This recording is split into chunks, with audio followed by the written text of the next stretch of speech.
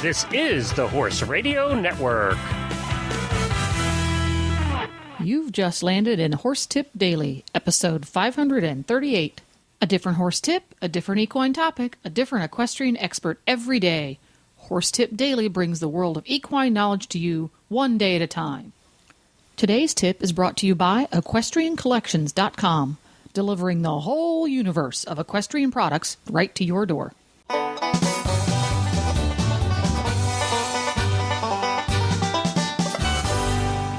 Hi, Coach Jen here, and thanks for tuning in to Horse Tip Daily.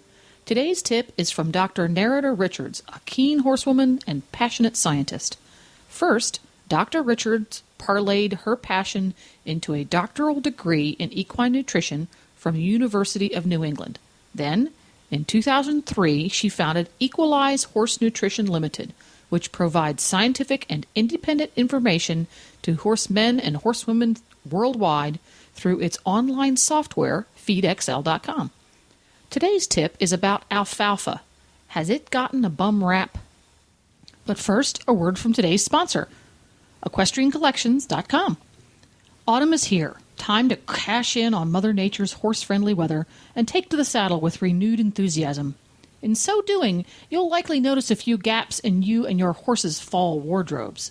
That turnout sheet that's seen its last roll in the pasture, the fleece vest that is well past vintage and moving swiftly towards ratty. EquestrianCollections.com has what you and your horse need, plus the latest just can't live without fashions for fall. Visit EquestrianCollections.com today for fresh, fashionable, and functional items for your horse. Now, enjoy today's tip. And Dr. Narada Richards is here with us today to chit-chat about equine nutrition. We haven't talked to you for a little while. How are you doing? I'm great, thanks, Jennifer. It has taken us quite a few months to hook back up again and do some more recordings. Well, you're a very busy lady. It seems so, yes.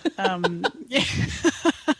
And I think, just yes. I mean, trying to do the time zone thing, I think, is one of the hardest things. What is it? It's 9 o'clock here and 6 a.m., 9 p.m. for me, 6 p.m., 6 a.m. for you. So I mean, it's not the bane of my existence, the time zones. Yeah. And I have just recently discovered, because I never worried about it much before, because I book all the guests for the Horses in the Morning show, that different places around the planet change their clocks at different times. Yes. It's not, of course, we're human beings. We can't get together and all do it at once. No. No, and then you've got, we've got daylight saving has happened here now, which makes our time gap bigger, and that happens at different times around the world. But anyway, the important thing is I'm talking to you now. At last we have gotten together. Neither of us is jet-setting around the world or vacationing in Hawaii. So here we are to talk about horse nutrition. And what have you got on the docket for us today? Okay, well, I was going to talk today about alfalfa, which, of course, in Australia we call lucerne. So if I say lucerne as during this session, I mean alfalfa. But so that's very interesting, because here in the United States there's actually a company called Lucerne Hay. And I always was curious about where they came up with that very odd name. I just assumed it was somebody's town or their last name. So in Australia, it's a generic term for legumes, or is it only alfalfa that you call it? No, only for alfalfa. Interesting. So yeah, that's it's in Australia and New Zealand, and I think also in the UK. Some people call it lucerne. They also use alfalfa there. But very interesting. Yeah. Well, what about alfalfa? Well, it's a funny ingredient. People either seem to love it or they hate it. Now, in Australia, we use it a lot because it pretty much comprises most of the hay that we can buy for horses. So most small bales of hay here are lucerne hay. So you'll find people use it a lot here. It is used quite a bit in the US as well, but you guys are lucky in that you can get a lot better grass hay. You have your Timothy hays and things like that, which we don't get on a consistent basis as much. So you're probably a little bit more balanced in the way we use alfalfa, but it is one of those ingredients you either love it or you hate it. Some people just will not touch the stuff, and other people use it as their sole forage. Now, I personally love it as an ingredient, but I also recognise that it needs to be used in the right situations and in the right way. So that was what I was going to talk about today. So alfalfa, and it's like that at least locally here where I live in Lexington, Kentucky, that people are very, oh, yes, alfalfa is a great thing to give your horse, or, oh, no, don't touch that with a 10-foot pole. It makes my horse hot. It makes him fat. I can't give it to a horse that's had laminitis. And there's this whole myriad of, I don't want to call them wives' tales, but they're generally accepted theories that may or may not have science behind them. So kind of give us the one-on-one on why we should or shouldn't be feeding alfalfa to our horses. Well, most of those things that you mentioned actually do have a basis. So it can make horses hot, and it... what was the other one you said?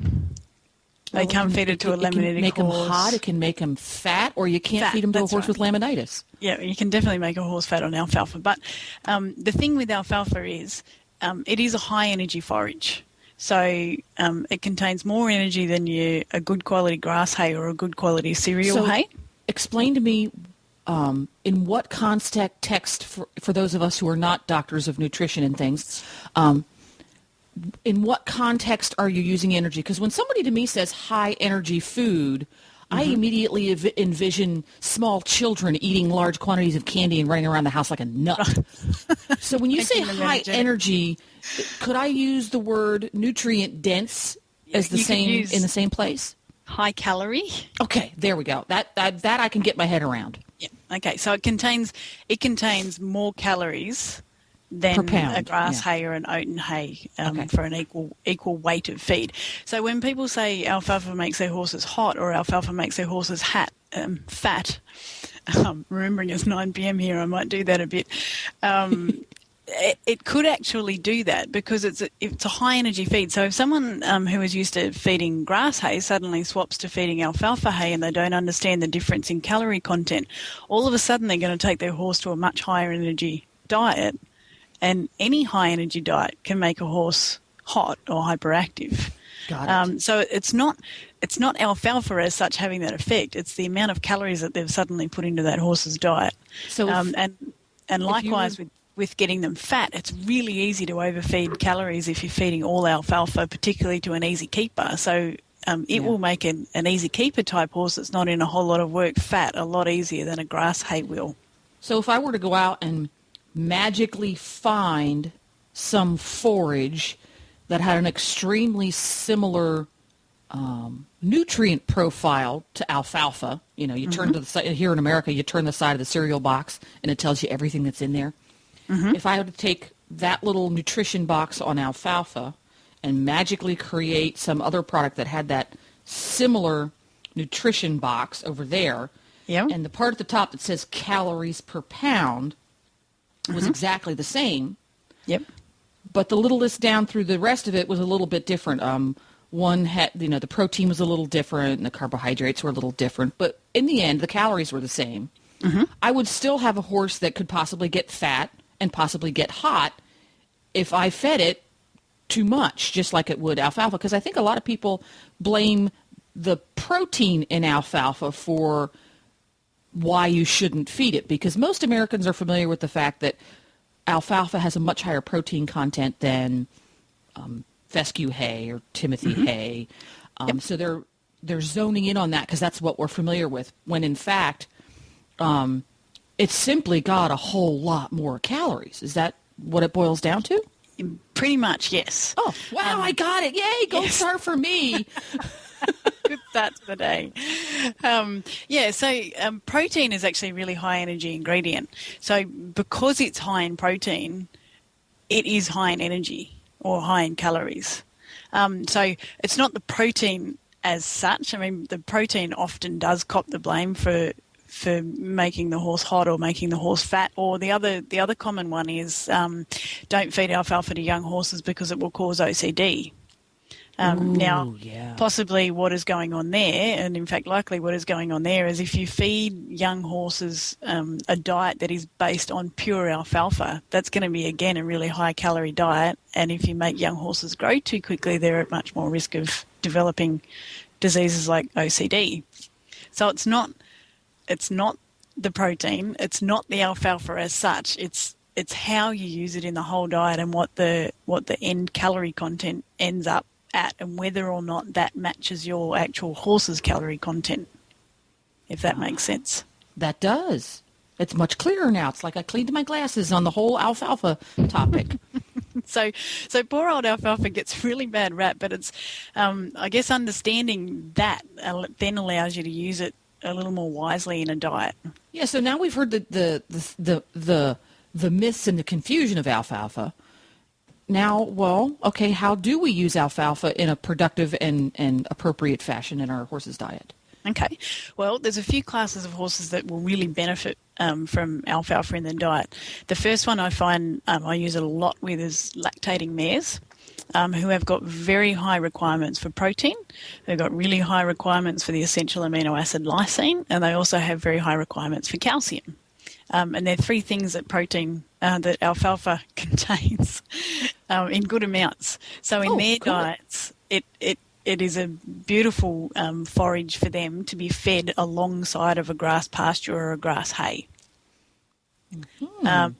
Young horses as well. Now, you don't want to feed them all alfalfa as their forage base, but again, if you've got young horses on a grass-based pasture or grass-based hay, giving them some alfalfa gives them some really good quality protein, which they need because they're building bone and they're building muscle and growing a lot. Mm-hmm. And it also provides them with a nice lot of calcium and magnesium, which will help with their bone development. Mm-hmm. Working horses, we find, because alfalfa is really palatable, horses like it. They like to eat candy to them. Yeah, some, I find, for whatever reason, some alfalfa they'll turn their noses up at, but on the whole, it's a really palatable ingredient. So if you've got horses in really hard work that do tend to get a little bit finicky with their feed and also do have very high energy requirements, it's a great forage to use as part of their diet. Again, you wouldn't feed all alfalfa as the only forage they get, but again, you're giving them high quality protein, which they need to maintain their muscles as they're working. You're giving them a high energy forage, which helps to meet their energy requirement with you and allows you then to use less grain-based concentrate, which is always a good thing. And it's tasty for them. So if they're a little bit off their feed, they'll generally happily eat alfalfa hay. Yeah. And here in America, and it comes in a cute little cube that you can use as a treat. Yeah, we get them too. Do they have alfalfa cubes in Australia too? They do, which they are great for old horses. Because you soak them in water and they turn to smoosh. Yeah, and if they don't have any teeth, then they can sort of suck them down. And alfalfa is great for old horses too because they do lose some of their ability to digest protein. So it's giving them a really high quality source of protein. I didn't know that. Yeah, because we have an old horse at the barn where Beaker lives, my horse, mm-hmm. and appropriately enough, this old horse, and boy, you look at him for 2 seconds, you know he's old. His name is BC. We started feeding him alfalfa because the grass isn't growing so much now that it's autumn, and he was starting to drop weight. And I said, "Oh, go give him some alfalfa because I know he'll eat it. We just got to get some calories in this boy." Yep. But I didn't know that as the horse ages, that their ability to use those so if you have an older horse whose ability to digest proteins has been reduced slightly, mm-hmm. you have to give him more protein to get the same amount into him because more of it goes out the other end than it used to. Yes, to a degree. You also have to be, and we might talk about older horses a little bit later on, but you also have to be really conscious of the quality of protein you give them because you don't want to overload their poor old kidneys and livers. Yeah, we could do an entire tip on just protein. Well, yes, we could. Actually, I've put that on the list for next time. Protein. There's so much you can talk about with protein. But, yeah, with older horses, you need to feed them a good quality protein so that you can feed them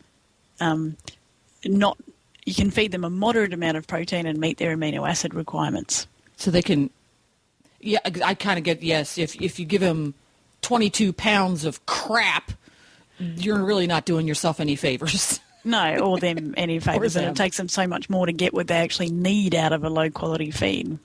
Yeah. Now, the other class of horse that people might fall off their chairs when I say this, but the other class of horse that alfalfa is actually really useful for is laminitic horses. See? You've just fallen off your chair.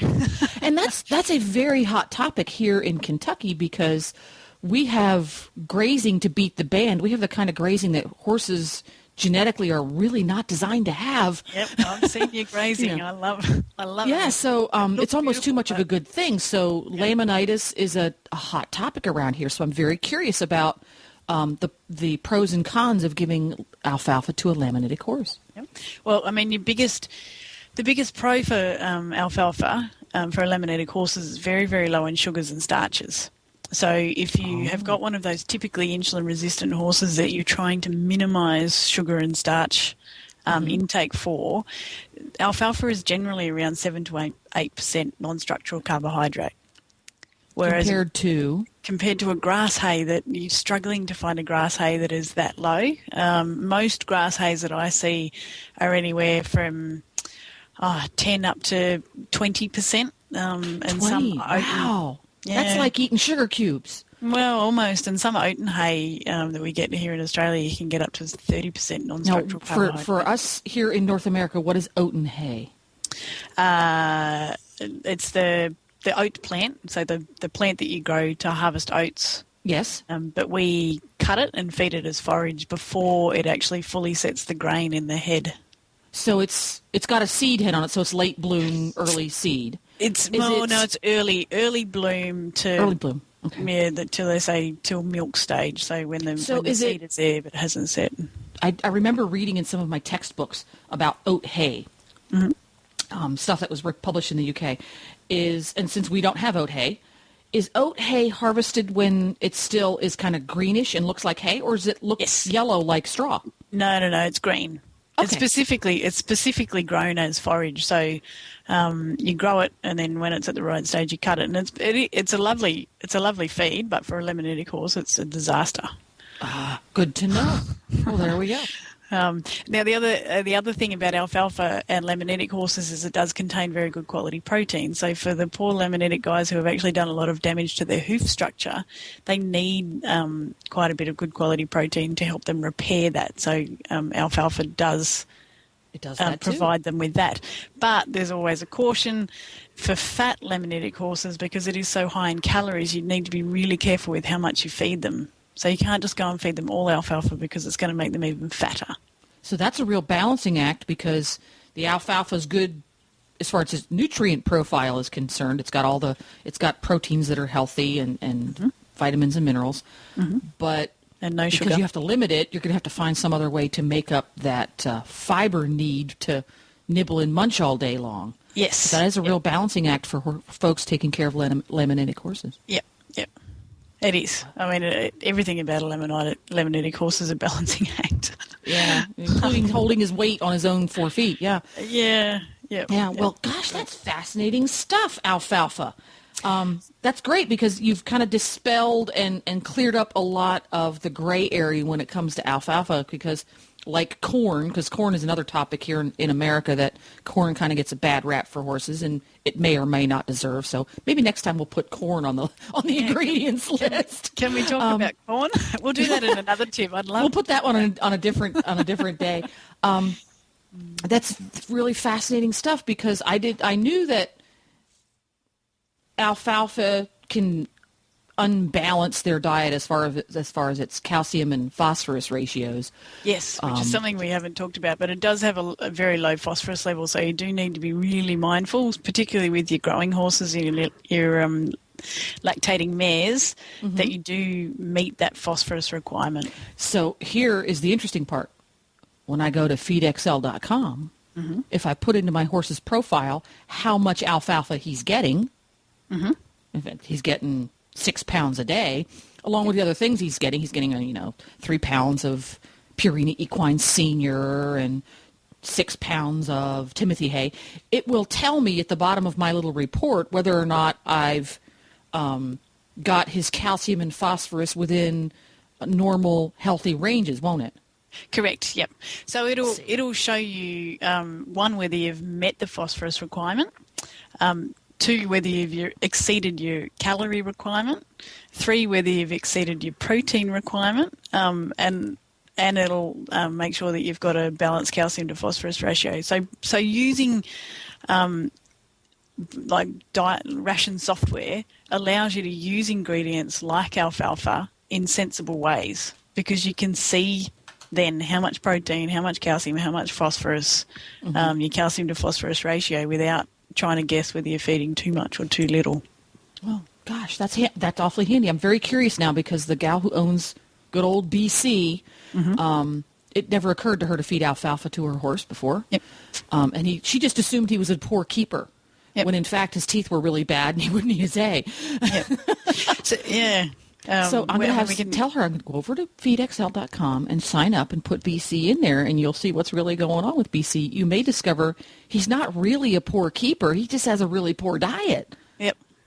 And that is often the case. I mean, with old horses, which we can talk about later as well, if they can't chew, often they look like they've become poor keepers, but it's simply because they're not getting enough food down their throat. Yeah, and they'll stand there, and you'll see their head down, and you'll see them. They get food in their lips and they chew it.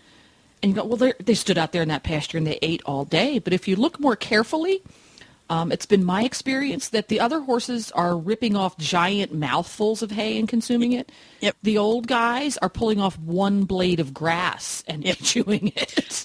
Yep. And so their head might be down, but... It's so often the case. But the other thing that would be interesting for you to do in FeedXL too is go and change your horse's theoretical diet and just put in a heap of alfalfa, and you watch your energy and protein levels go up too high. And then bring that back down to a more sensible level, and you'll see them come back down to where they should be. That's cool. So it's just all...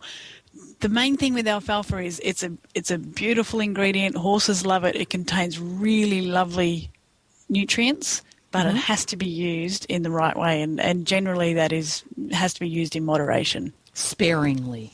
Well, not necessarily sparingly, but just in a sensible way. We're Americans. We're into overindulgence. Sparingly might be a good word for us. That's true. That may turn into what we would mean by moderate. Well, thank you so much for clearing all of that up, Dr. Narrator Richards. And as usual, fascinating information about horse nutrition. And in this case, I might call this a horse nutrition ingredient. And tell folks where they can find out more about alfalfa, as well as lots and lots and lots of other nutrition stuff. All right. There is, we have a heap of newsletters actually on feedxl.com. So if you just go to feedxl.com and have a look down the menu on the left-hand side, there's a little newsletter button there. And there's one specifically about alfalfa, but there's also ones about feeding lemonitic horses and feeding old horses and, almost any topic. So go there and you'll get a heap of information. There we go. A juggernaut of nutrition info. Thanks once again, Dr. Richards, and we'll be seeing you next time. My pleasure. Thank you. I just love it when I come across a heap of good equine nutrition information. Thank you very much, Dr. Richards, for stopping by. To listen to all of Dr. Richards' tips, just go to horsetipdaily.com and go to the Experts drop-down menu on the left. All of our experts are right there, alphabetized and easy to find. You can also go to feedxl.com's newsletter section, which Dr. Narrator Richards writes, for more fantastic, free, unbiased information about equine nutrition. Please stop by the Horse Tip Daily Facebook page and let us know what you think of the tips you hear on the show. It's also a great place to tell us about topics you'd like to hear us cover. You can subscribe to all of the great shows on the Horse Radio Network through iTunes or Zune and get your horse podcasts automatically downloaded to your iPod, Zune, or MP3 player. I'll be back again tomorrow with another new expert and a different horse tip. Until then, go ride your horse! The Horse Radio Network and the Horse Radio Network hosts are not responsible for statements of guests or their opinions. Use your own judgment when listening to the tips provided by the experts on Horse Tip Daily.